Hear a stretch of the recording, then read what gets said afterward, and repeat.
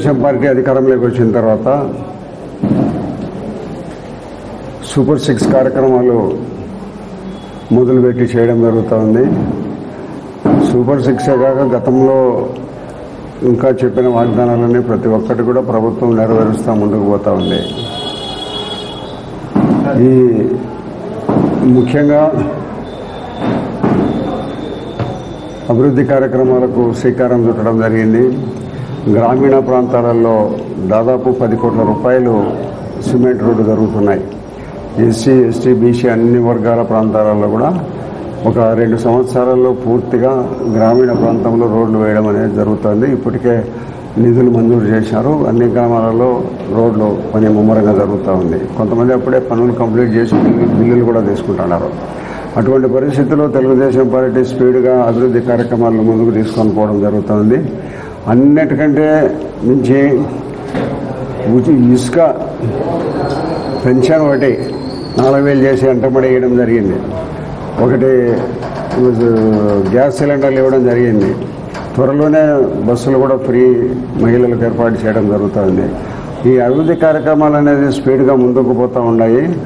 ఈ ఇసుక దాని మీద ఫ్రీ ఇసుక చేసిన దాని వలన ఎవరు కూడా ఎక్కడ కూడా ఇసుక ఇబ్బంది లేదు. భవన కార్మికులు కానీ అందరూ సొంతంగా కట్టుకునే వాళ్ళు కానీ వాళ్ళందరూ కూడా స్వేచ్ఛగా ఇసుక తోలుకోవడం జరుగుతుంది. అయితే మొన్న మీటింగ్లో మాకు చర్చ జరిగింది. ఇసుకను డే టైంలోనే తోలుకోవాలి. రాత్రిళ్ళు ఇసుక తోలుకునే సందర్భంలో ట్రిప్పర్లు పెట్టి జేసీబీలు పెట్టి దూర ప్రాంతాలకు తరలించడం జరుగుతుంది. కాబట్టి ఉదయం 6 గంటల నుంచి సాయంత్రం 6 గంటల లోపలనే ఇసుకను తోలుకోవాలి. అవసరాలకు కావాల్సినంత తోలుతున్నారు. కొంతమంది ఏమైందంటే దీంట్లో ఇప్పటికి కూడా ఈ ఇసుకను ఏదో ఒక రకంగా సొమ్ము చేసుకోవాలని కొంతమంది ఎక్కడో దానిని ఒక అవసరాల కోసమని బయట ప్రాంతాల్లో దాన్ని ఒక డంపు మాదిరి కట్టుకోవడం, డంపు నుంచి మళ్ళీ బయట ప్రాంతాలకు అమ్మడం జరుగుతుంది. కాబట్టి ఎక్కడ కూడా ఈ ఇసుక దాంట్లో అవసరాల మేరకు ఎవరైనా తోలుకోవచ్చునే తప్పక ఇక్కడ నుంచి బయట ప్రాంతాలకు పోయే ప్రయత్నాలు చేస్తూ ఉన్నారు కొంతమంది. ఇప్పటికే నిన్న మొన్న ఏదో వైసీపీ వాళ్ళు ఇసుక తోలుకునే దానికి కొంత డబ్బులు కూడా వసూలు చేయడం జరిగింది. నంగనూరుపల్లె చౌటపల్లె గ్రామాలలో. కాబట్టి ఇసుక పూర్తిగా స్వేచ్ఛగా కంప్లీట్గా ఉచిత ఇసుకను అనేది ఇవ్వడం జరుగుతూ ఉంది. కాబట్టి ఎవరు కూడా డబ్బులు ఇవ్వాల్సిన అవసరం లేదు. ఎవరికైనా కూడా వాళ్ళు చెప్తే కేసులు కూడా పెట్టించినాం నంగనూరుపల్లె చౌడూరుల మీద. కాబట్టి ఇసుకకు ఎవరు డబ్బులు ఇవ్వాల్సిన పనిలే. ఉదయం 6 గంటల నుంచి సాయంత్రం 6 గంటల లోపలనే తోలుకోవాలా. ఇది ప్రభుత్వం నుంచి తొందరలోనే ఈ ఉత్తర్వులు కూడా వస్తాయి. కాబట్టి పోలీసు వాళ్ళకు కూడా నేను చెప్పేది ఇందాక డిఎస్పీ గారికి కూడా చెప్పిన, అయ్యా అన్ని స్టేషన్లకు ఇన్ఫామ్ చేయండి. ఉదయం 6 నుంచి సాయంత్రం 6 గంటలకు ప్రజల అవసరాలకు కావాల్సినంత డే టైంలోనే తోలుకునేదానికి అవకాశం పూర్తిగా ఉంది. రాత్రులు తోలే వాళ్ళందరూ బయటి ప్రాంతాలకు తోలాలి, డంపులు చేసి నిదానంగా బయటికి తోలుకోవాలనే ఒక ఉద్దేశంతో చేసే దుర్మార్గుల చర్యలు జరగనీయకుండా చూడమని చెప్పడం జరిగింది. అది కరెక్ట్ కూడా కాదు. కాబట్టి ఇదే అభివృద్ధి కార్యక్రమాలు బడ్జెట్ సెషన్ జరిగింది. 9 లక్షల చిల్లర కోట్ల రూపాయలు అప్పులు తేలినాయి. అభివృద్ధి కార్యక్రమాలకు నిధులు లేవు. గతంలో అన్ని జీవోలు ఇచ్చినారే తప్పక మన ఏదో కాలువల అభివృద్ధికని 160 కోట్ల రూపాయలు డబ్బులు ఇచ్చినారు తప్పక ఏ ఒక్క రూపాయి ఖర్చు పెట్టలే. 516 కోట్ల రూపాయలు 3 ఏళ్ల కిందట ముఖ్యమంత్రి గారు వచ్చి ఫౌండేషన్ వేసిపోయినట్టు దానికి దిక్కులే. అభివృద్ధి కార్యక్రమాలు జరుగుతున్నాయి. మైదుకూరు రోడ్డును వైడనింగ్ చేస్తున్నాము, ఎర్రగుంట్ల రోడ్డును వైడనింగ్ చేస్తున్నాము, వాల్మీకి సర్కిల్ వరకు కొన్ని పొరపాటు రోడ్డును కూడా తొందరలో అభివృద్ధి చేయడం జరుగుతుంది. కాబట్టి అభివృద్ధి కార్యక్రమాలు ఈ ప్రభుత్వం చేసినంత స్పీడ్గా ప్రజల సంక్షేమము అభివృద్ధి రెండు ముందుకు తీసుకుపోయే కార్యక్రమంలో భాగంగా ఈ అభివృద్ధి కార్యక్రమాలు చేపట్టడం జరుగుతుంది. ఇంకా భవిష్యత్తులో ప్రజలు ఏమైతే అడుగుతారో ఎస్సీ ఎస్టీ బీసీ వర్గాల వాళ్ళకు ఒక 2 సంవత్సరాలలో ఎస్సీ ఎస్టీ ఈ ప్రాంతంలో సిమెంట్ రోడ్లు వాళ్ళ కాలనీలో రోడ్లు లేకుండా కంప్లీట్గా వేసేస్తాం. ఇప్పటికే కొన్ని పల్లెల్లో ఎస్సీ ఎస్టీ వాళ్ళు మొదలు పెట్టడం జరిగింది. డ్రైనేజీ సిమెంట్ రోడ్లు వేస్తున్నాం. ఒక 2 సంవత్సరాల్లో పూర్తి స్థాయిలో ఎక్కడ కూడా మన నియోజకవర్గంలో ఎస్సీ ఎస్టీలు ఉండబడిన ప్రాంతంలో ఎక్కడ కూడా సిమెంట్ రోడ్డు లేదనే పరిస్థితి లేకుండా డ్రైనేజీ సిమెంట్ రోడ్లు చేయడం జరుగుతుంది. కాబట్టి అభివృద్ధి కార్యక్రమాలను ఈ ప్రభుత్వం ముమ్మరంగా తీసుకొని పోయి జరుగుతూ ఉంది. ఇంకోటి కూడా ఏమైందంటే కక్ష సాధింపు చర్యలు అనేది ఎక్కడ వద్దని చెప్పారు మా ముఖ్యమంత్రి గారు. వాళ్ళు ఏదో గతంలో చేసినారు, గతంలో దోచుకున్నారు, మనం కూడా చేయాలనే పరిస్థితి ఎక్కడ కూడా లేకుండా ఏదైనా శాంతియుత వాతావరణంలోనే చర్యలు తీసుకున్నాం. ఎవరు ఎంతమంది ఏమన్నా చేయని చట్టం తన పని తాను చేసుకోకపోతుంది అనే పరిస్థితుల్లో చెప్పడం జరిగింది. కాబట్టి అభివృద్ధి కార్యక్రమాలు నిరంతరంగా జరుగుతాయి. భవిష్యత్తులో ఇంకా ఇంకా అభివృద్ధి కార్యక్రమాలు జరుగుతాయి. ఇంకా కొన్ని దాంట్లో ప్రభుత్వం నుంచి క్లారిటీ రావడం లేదు. హౌసింగ్ ఇవ్వాలని ఉంది ప్రభుత్వం పేదవారికి అందరికీ కూడా. హౌసింగ్ దాని గురించి ఒక చర్చ జరుగుతోంది. ఇప్పటికే మన ప్రొద్దుటూరు పట్టణానికి 23,000 ఇళ్ళు ఇచ్చినారు. అసలు మన ప్రొద్దుటూరు పట్టణము పుట్టినప్పుడు ఒక 1000 సంవత్సరాల నుంచి లెక్క వేస్తే ఇప్పటికి వరకు 38,000 ఇళ్ళు మాత్రమే ప్రొద్దుటూరులో ఉన్నాయి. 38,000 ఇళ్ళు ప్రొద్దుటూరులో 23,000 ఇళ్ళు అవసరమా? ఉన్నారా మేము బెనిఫిషరీస్?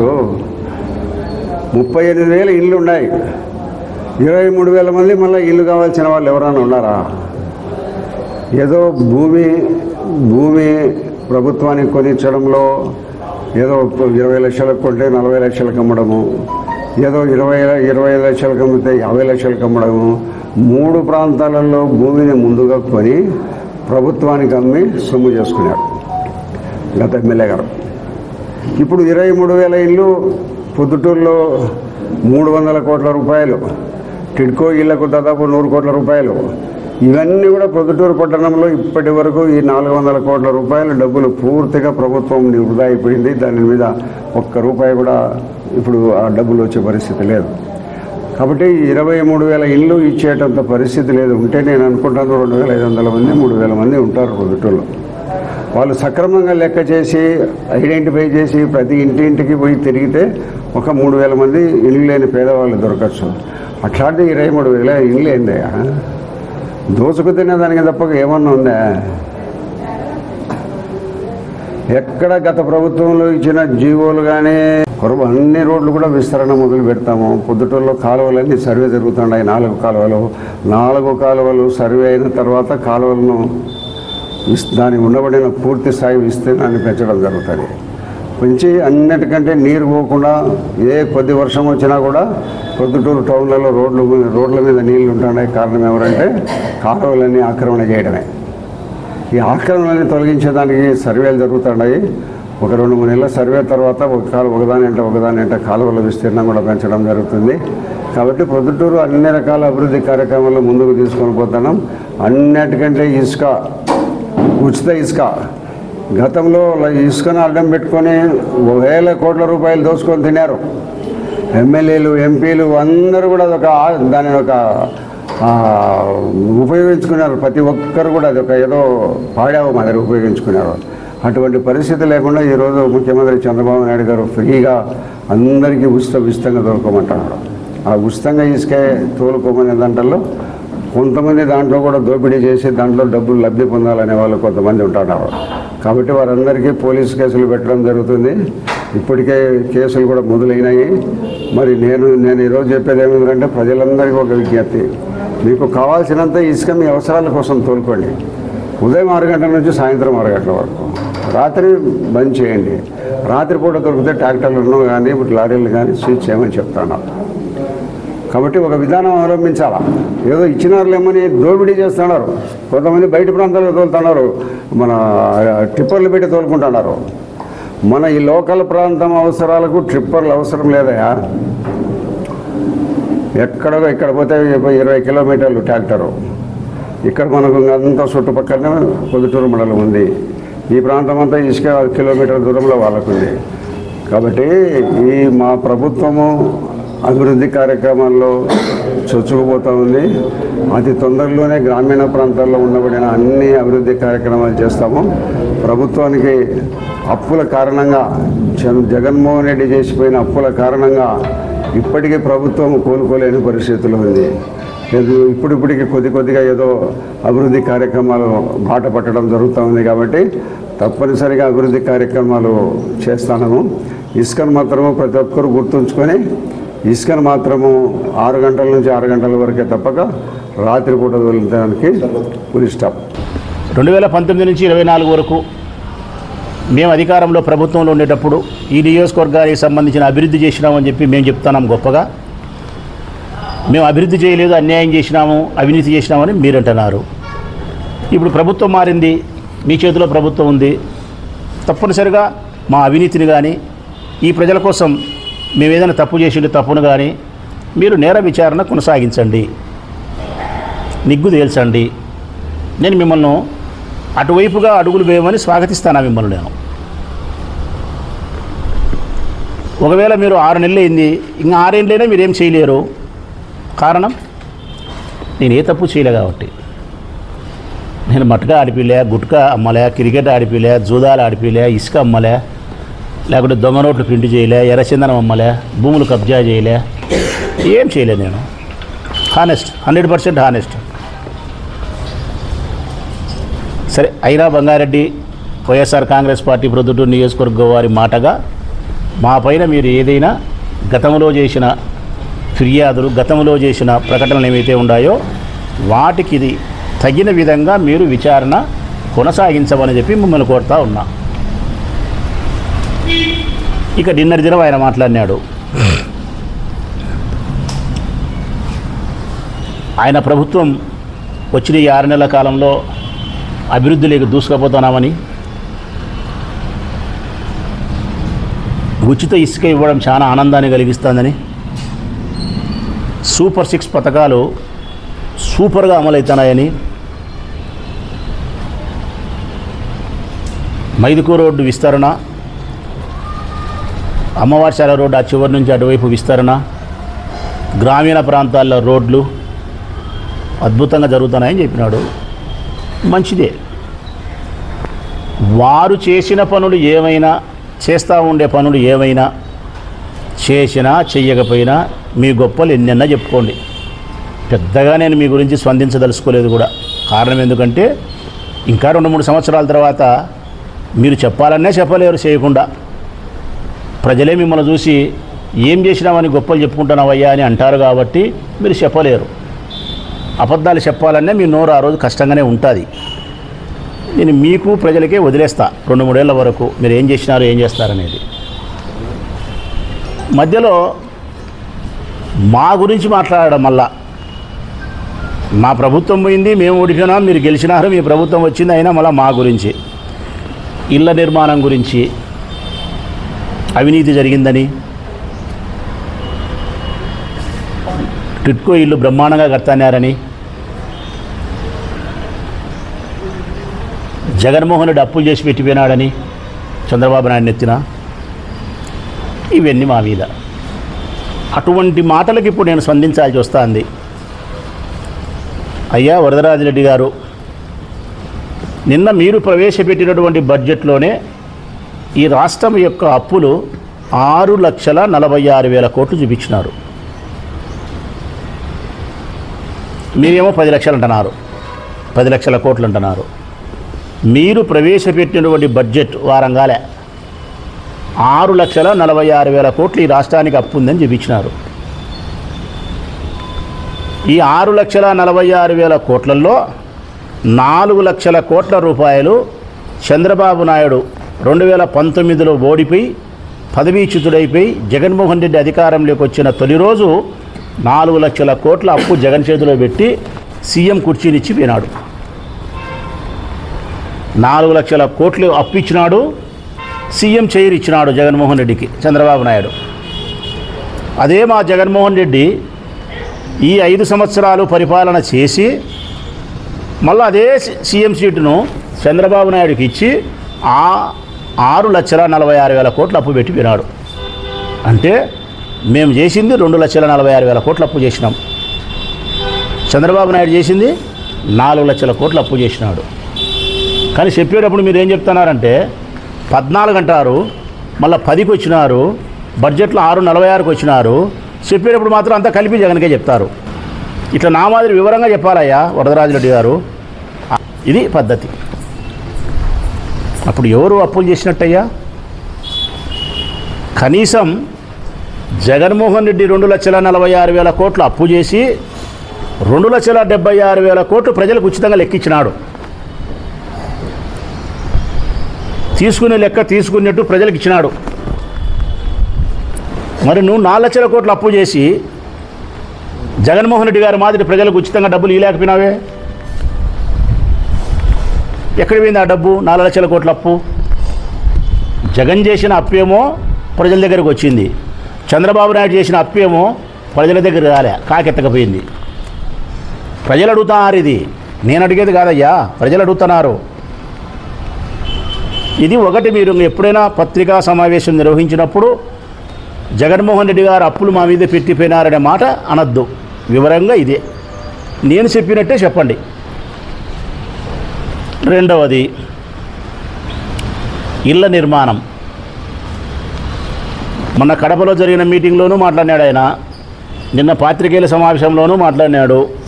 ఇళ్ల నిర్మాణంలో చాలా అవినీతి జరిగిందని,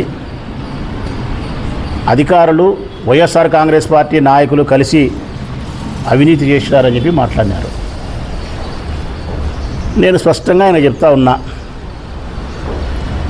ప్రొద్దుటూరు నియోజకవర్గానికి సంబంధించి ఇళ్ల నిర్మాణం విషయంలో ఏదైనా అవినీతి జరిగిందని మీరు భావిస్తే కలెక్టర్ గారికి ఒక లెటర్ ఇచ్చి, లేకుంటే ముఖ్యమంత్రి గారికి ఒక లెటర్ ఇచ్చి విచారణ చేయండి. ఎన్ని ఇండ్లు శాంక్షన్ అయినాయి, ఎంతమందికి ఇళ్ల పట్టాలు ఇచ్చినారు, ఎంతమందికి 1,80,000 చొప్పున ఇళ్ల నిర్మాణం మొదలైంది, 35,000 రూపాయలు లబ్ధిదారుల దగ్గర నుంచి కాంట్రాక్టర్ తీసుకున్నాడా, సచివాలయ సిబ్బంది దగ్గర ఉద్యోగస్తుల ద్వారా కలెక్టర్ ఆదేశాల మేరకు ఉద్యోగస్తులు తీసుకొని ఇళ్ల నిర్మాణాన్ని పూర్తి చేసే కార్యక్రమం చేసినారా, ఇచ్చిన 23,000 మంది ఇళ్ల పట్టాలలో వరదరాజిరెడ్డి గారు కంప్లైంట్ చేసినట్టు అన్ని ఇండ్లు ఇవ్వాల్సిన అవసరం ఏముంది? ప్రొద్దుటూరు అర్బన్ అంతా ఉండేదే 38,000 ఇండ్లు. ఎప్పటి నుంచో 38,000 ఇండ్లు ఉంటే 23,000 మందికి ఇల్లు అవసరమా అని అడుగుతున్నాడు ఆయన. అది కూడా విచారణ చేయండి.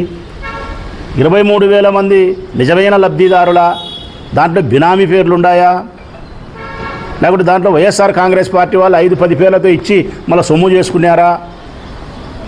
ఇట్లన్నీ విచారణ చేయాలి కదా. మీ ప్రభుత్వం ఉండి అవినీతి జరిగిందని చెప్పి మీరు నమ్మి, అందులో మీ ప్రత్యర్థులు, రాజకీయ ప్రత్యర్థులు అవినీతి చేసినారని చెప్పి నువ్వు నమ్మేటప్పుడు అది నిగ్గు తెలిసి నీ ప్రత్యర్థులను ఇరకాటంలో పెట్టి వారిని డ్యామేజ్ చేసి నువ్వు ప్రయోజనం పొందాల్సినటువంటి స్థితిలో నువ్వు ఉన్నప్పుడు ఎందుకు నువ్వు చేయకుండా ఆలస్యం చేస్తావబ్బా? అందులో నువ్వు చాలా పట్టుదల మనిషివి. మనిషిని నాశనం చేయడంలో చాలా పట్టుదల మనిషి వరదరాజిరెడ్డి గారు. శత్రువును నిర్వీర్యం చేయడంలో చాలా అక్కసోడు. కానీ మొదలుపెట్టు. మరి ఎందుకు విచారణ చేయకుండా ఉండవు? ఊరికి బట్టగాల్చి ముఖానేస్తే ఎట్లా? అధికారుల పైన, మా పైన.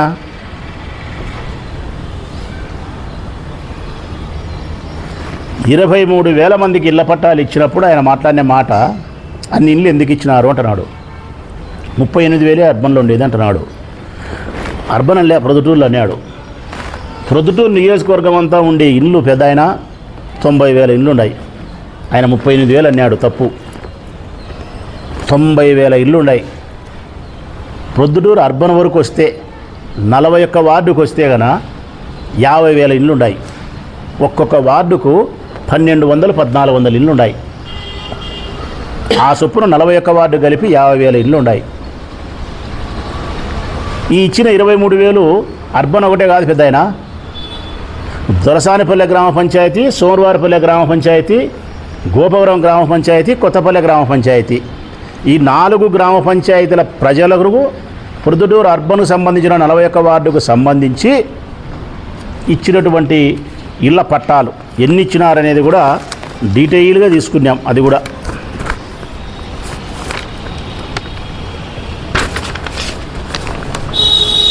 13,478 ఇచ్చినారన్న. శాంక్షన్ అయినదేమో 16,167. 16,167. అప్రూవల్ అయినది 13,478.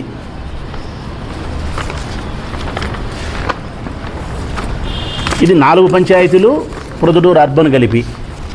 ఓవరాల్గా టోటల్గా ప్రొద్దుటూరు నియోజకవర్గం అంతా కలిపితే 23,000. అన్ని పల్లెలు అన్నీ కలిపి. ఒక బొల్లవరంలోనే 10,462 మందికి శాంక్షన్ చేసినారు. రామేశ్వరంలో 7,647 శాంక్షన్ చేసినారు. మీనాపురంలో 4,959 శాంక్షన్ చేసినారు.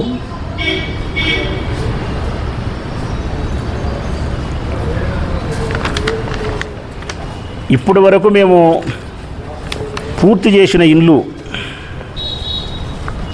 పూర్తి చేసినవి 797 ఇళ్ళు పూర్తి చేసినాం. 797 ఇళ్ళు పూర్తి చేసినాం. 2,496 ఇళ్ళు స్లాబ్ వేసినాం. 2,496 ఇళ్ళు స్లాబ్ వేసినాం. రూప్ లెవెల్లోకి 2,176 ఇళ్ళు తీసుకొచ్చినాం. బేస్మెంట్ లెవెల్లోకి 8,795, బేస్మెంట్ లెవెల్లో 8,795 ఉంది. ఇంకా మొదలు పెట్టనేటే 2,480 మొదలు పెట్టనేటి.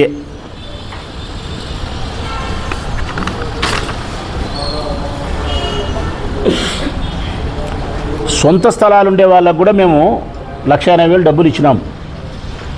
ఒక ప్రొద్దుటూరు అర్బన్కి వచ్చేసి 1,421 మందికి శాంక్షన్ చేసినాం.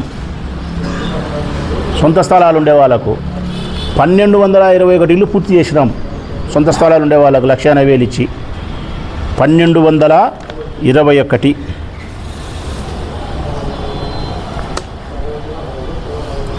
రాజుపాలెంలో సొంత స్థలం ఉండే వాళ్ళకు 289 మందికి ఇచ్చి పూర్తి చేసినాం. 289. ప్రొద్దుటూరు రూరల్కు 969 ఇళ్ళు పూర్తి చేసినాం సొంత స్థలాలు ఉండే వాళ్ళకు. నేను సొంత స్థలాలు ఉండేటి చెప్పినా 3 లేఅవుట్లు బొల్లవరము, మీనాపురము, రామేశ్వరం వేసినట్టు ఎన్ని ఇచ్చినా చెప్పినాం. అర్బన్లో ఎన్ని ఇండ్లు ఉండే చెప్తా ఉన్నా. టోటల్గా ఆయన చెప్పిన ప్రకారం ఇది ఇచ్చినది అర్బన్ ఒకటే కాదు, అర్బను 4 పంచాయతీలు కలిపి అని చెప్తా ఉన్నా. ఒకవేళ ఇప్పుడు నీ ప్రభుత్వం వచ్చింది, నువ్వు ధర్మ ప్రకారం పోతాననుకుంటే, నీకు ధైర్యం ఉంటే 23,000 విచారణ చేసి దాంట్లో నీ ధర్మ ప్రకారం ఎవరు తీసేస్తావో తీసేసి వచ్చాం. తీసేసి ఇంటికాడ నువ్వు సక్రమంగా నిద్రపోగలుగుతావా పెద్దాయన? వినీతి ఆడనంటే విచారణ చేయమని కొడతా ఉన్నాం. ఇంకా టిట్కో ఇల్లు అని పెద్ద ఆయన రోజు చెప్తానంటాడు. పెద్దగా సూపర్గా చెప్తున్నాడు. 2014-19 నాటికి మీ చంద్రబాబు నాయుడు ముఖ్యమంత్రి ఉండే సందర్భంలో ఈ ప్రొద్దుటూరు నియోజకవర్గంలో ఇల్లు కావాలని దరఖాస్తులు పెట్టుకుంటే 4,150 మీరు సెలెక్ట్ చేసినారు. అర్బన్ 4,150. అంటే మీ ప్రభుత్వంలో 2014 నుంచి 19 వరకు టిట్కో ఇళ్ల ద్వారా ఒక ఇల్లు పూర్తి చేయలే, ఒక గృహప్రవేశం జరగలే. ఇచ్చిన డబ్బును కూడా మీరు తిరిగి ఇవ్వకపోతే మా ప్రభుత్వంలో తిరిగి 1,800,000 డబ్బులు ఇచ్చినాం. మీ ప్రభుత్వంలో శాంక్షన్ చేయలేకపోయిన వాళ్ళ 908 మందికి కూడా మా ప్రభుత్వంలో ఈ 3 లేఅవుట్లలో ఇచ్చినాం. 23,000 మందికి ఇళ్ల పట్టాలు ఇచ్చి ఆస్తి మీద హక్కు కల్పించినాం, అధికారాన్ని కల్పించినాం. 797 ఇళ్ళు పూర్తి చేయగలిగినాం. మిగతా ఇళ్లను స్లాబ్ లెవెల్లోకి, రూప్ లెవెల్లోకి, బేస్మెంట్ లెవెల్లోకి దాదాపుగా 15,000 ఇళ్లను తీసుకురాగలిగినాం. స్థలం ఇచ్చినాం, కరెంట్ ఇచ్చినాం, నీళ్ళు ఇచ్చినాం, 1,80,000 రూపాయలు లెక్కనిచ్చినాం. మేము చేయాల్సినంతా చేసినాం. ఇదంతా కూడా చివరి 2 సంవత్సరాలే. కారణం కరోనా వలన మాకు 2 ఏళ్ళు పోయింది. ఈ కార్యక్రమం మొదలుపెట్టింది 3 సంవత్సరాలు పూర్తయిన తర్వాత మొదలుపెట్టినాం. మాకు ప్రజలే గన అన్యాయం చేయకపోయింటే, దేవుడే గన మాకు చల్లగా చూసింటే గన, ఈసారి మేము ప్రభుత్వంలో ఉండింటే గన ఈ ఇళ్ళనన్నింటినీ కూడా అద్భుతంగా మేము తీర్చిదిద్దిందాము. ఇక పెద్ద ఆయన గొప్పగా చెప్పింది ఇసుక. అది పెద్ద ఆయన కరెక్ట్గా చెప్పాలంటే మా పెద్ద ఆయన గురించి మురిసిపోతున్నాడు. ఇసుక గురించి పాపం చెప్పిందే 2 సార్లు, చెప్పిందే 3 సార్లు చెప్తున్నాడు. పెద్ద ఆయన మురిసిపోతున్నాడు. ఉచిత ఇసుక ఇచ్చినామని. ఎక్కడ పెద్ద ఆయన ఉచిత ఇసుక? 6 నెలల కాలం ఏంది వచ్చి ఇసుకకు సంబంధించినటువంటి నిర్దిష్టమైనటువంటి ఆలోచన విధానమే ఈ ప్రభుత్వం ఇంతవరకు అమలు చేయలేకపోయింది. ఒక నిర్దిష్టమైనటువంటి ప్రణాళిక, ఒక చట్టం అస్తవ్యస్తమే ఇసుకకు సంబంధించి. మొన్నటి వరకు టిప్పర్ 30,000 రూపాయలు అమ్మినారు. అతివృష్టి, అనావృష్టి, ఎక్కడికో పోయి ఇసుక తెచ్చుకోవాల్సిన పరిస్థితి ఏర్పడింది. ఇసుక దొరకక, ఇసుక కొరత ఏర్పడి, అధిక ధరలై భవన నిర్మాణ కార్మికులంతా కుదేలైపోయి, రియల్ ఎస్టేట్ వ్యాపారం పడిపోయి, నిర్మాణాలు ఎక్కడా జరగక, కార్మికులకు డబ్బు లేక బ్రతుకు తెరువు కష్టమైపోయి, మొన్నటి వరకు అనావృష్టి, ఇప్పుడు అతివృష్టి. ఇప్పుడేం అతివృష్టి తెలుసునా? ఎవరైనా పోయి ఎట్లేకి పోయి ఇసుక తెచ్చుకోవచ్చు అని చెప్పినారు.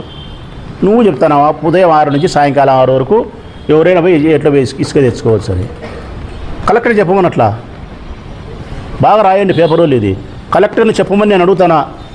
గౌరవనీయులైన కడప జిల్లా కలెక్టర్ గారికి అడుగుతా ఉన్నా, డీడీ మైన్స్ని అడుగుతా ఉన్నా.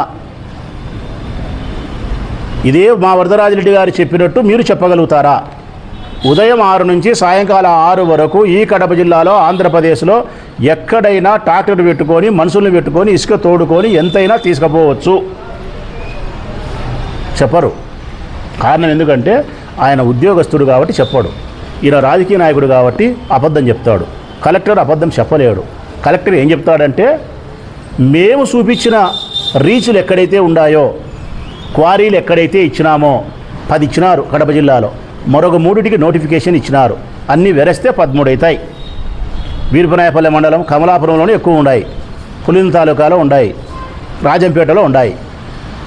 ఈ 3 నియోజకవర్గాల్లో ఉండబడిన క్వారీలు ఏవైతే ఉన్నాయో, మేము నోటిఫై చేసినటువంటి క్వారీలు ఏవైతే ఉన్నాయో ఆ క్వారీలలోకి పోయి మేము చూపించిన ప్రాంతంలో ట్రాక్టర్ కానీ ఎద్దుల బండి కానీ పెట్టి మనుషులతో ఇసుక మోసుకొని దాన్ని నింపుకొని మీరు తీసుకొని పోవచ్చు.